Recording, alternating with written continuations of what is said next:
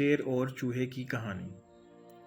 دوستو، ایک دفعہ کا ذکر ہے کہ ایک جنگل میں بہت بڑا ببر شیر رہا کرتا تھا۔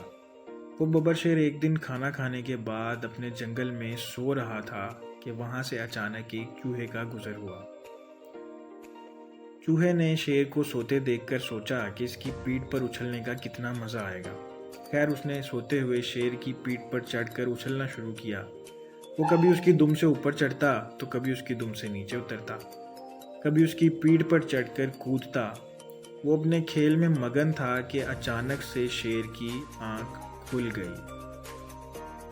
شیر دھاڑتا ہوا اٹھا اور اس نے اپنے مضبوط پنجوں میں چوہے کو جکڑ لیا۔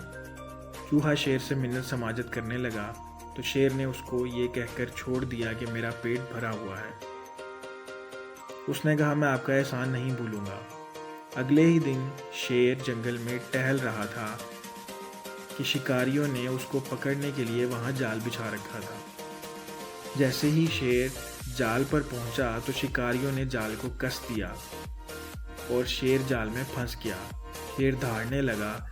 تمام جانوروں نے اس کی آواز سنی اور چوہے نے بھی سنی۔ چوہے کو اندازہ ہوا کہ شیر کو مدد کی ضرورت ہے۔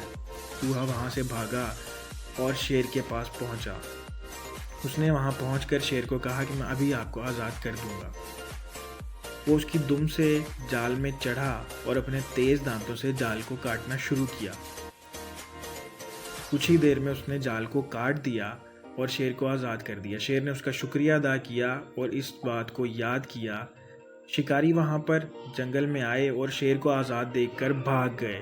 جیسے ہی وہ وہاں سے بھاگے تو ان دونوں میں بہت اچھی دوستی ہو گئی۔